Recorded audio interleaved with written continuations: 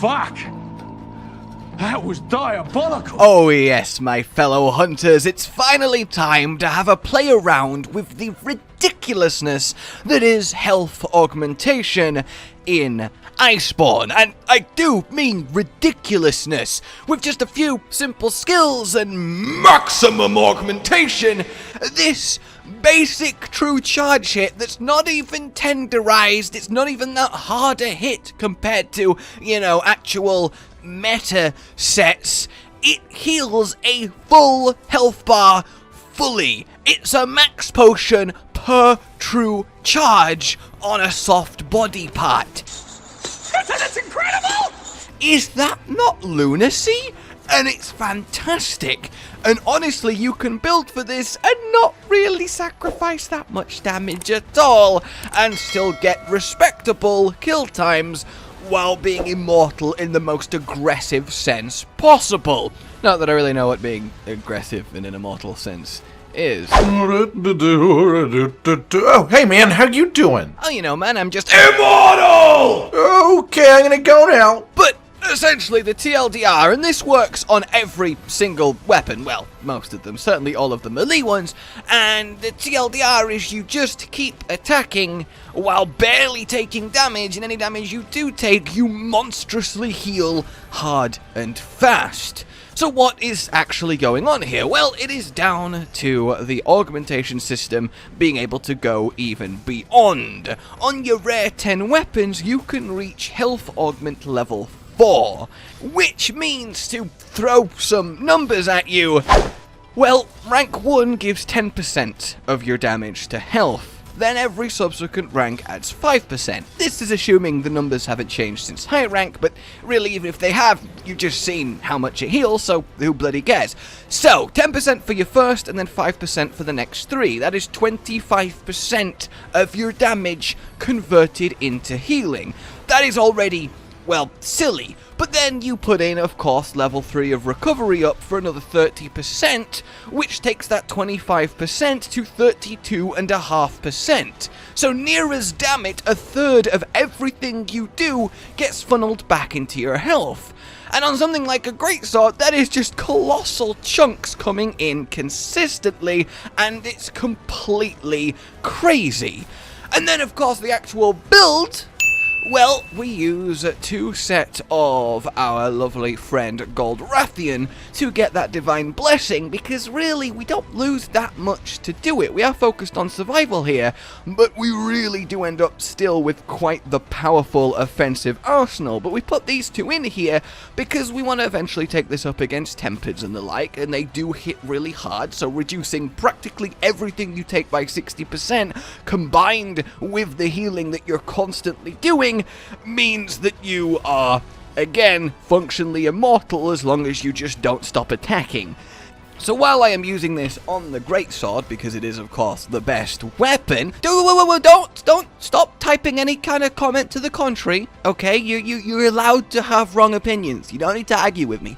So, you simply choose the highest raw weapon you have access to that is rare 10. In this case, the Jagras is beautiful for this because its damage is really nothing to sniff at. It can obviously take Elementalist, and its sharpness is more than capable with just, well, the single handicraft decoration. And talking of decorations, this is how it ends up. See, with other weapons, it's more than likely going to be even better because you need to pour some decoration slots into focus. But as you can see, we have 100% affinity, or near as damn it's minus 3% when Rocksteady isn't on, but Rocksteady is hilarious here because you just tank everything, heal through it, and just do so much damage.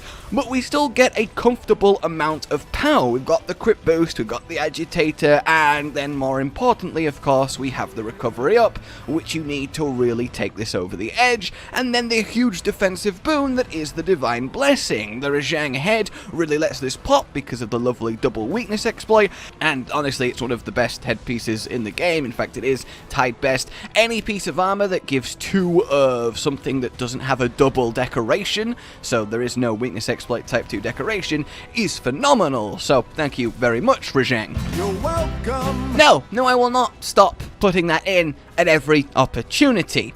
So really, there's not much more to say here. It's very much cut and dry. I should also mention that adding in Nergigante 2 set to get his haste and recovery kinda makes this even more ludicrous, but it really is over the top, especially on Great Sword where it doesn't work that well with it. You also can't fit 2 of his armor pieces in without completely crippling the set. On other weapons you can, because of a lack of need and focus and such, or you can also use the Lunar Styx weapons that come with haste and recovery, but then you're limited to just 2 health augments, and that kind of defeats the point. But it is an option there if you want a slightly different way of doing this, especially for dual blades. Then you can combine it with a blast set that also makes you just unkillable as long as you keep slashing. As offensively inclined as we can get, while packing in the health augments and the skills to complement that. I want you to draw me like one of your French girls. At the same time, resulting in one of the comfiest sets of, well,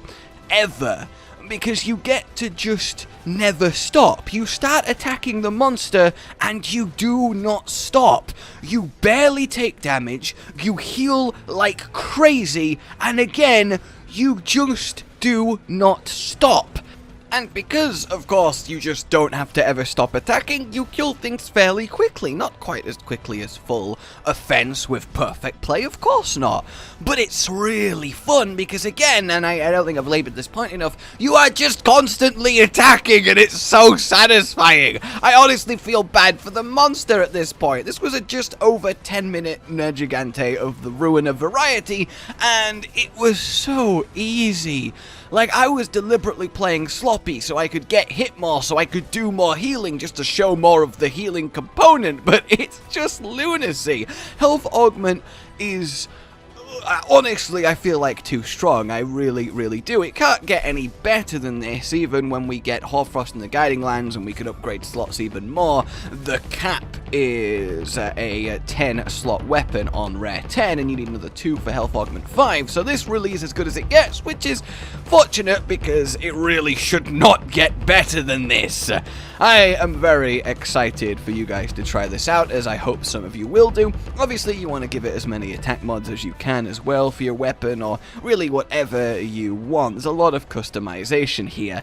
The core principle is simply a high raw rare 10 weapon, full health augmented with 3 recovery up, and then all the skills that you feel like you want after that. That's essentially what we're going for, but highly recommended that you have 2 Golden Rathian, as that really ties it all together, as you won't get clobbered by colossally powerful hits that maybe you don't want to then run in and try and manually heal from in case you get clipped again. The Golden Rathian is really what lets this destroy tempered monsters just as easily as it does regularly. So, there you go, guys. That is the healthiest build in all of Monster Hunter, and I am absolutely having a blast playing it. Like you've enjoyed this, subscribe for more, and I will see you soon. A good boy. Oh, and I will leave you with just a sample of how frustrating this was to get to low health in the training hub.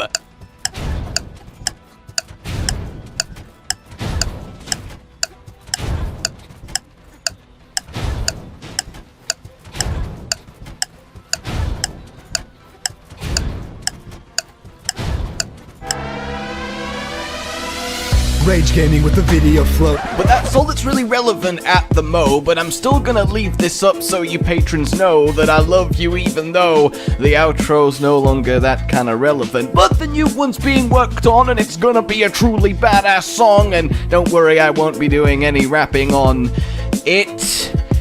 I'm gonna go now. This was shit.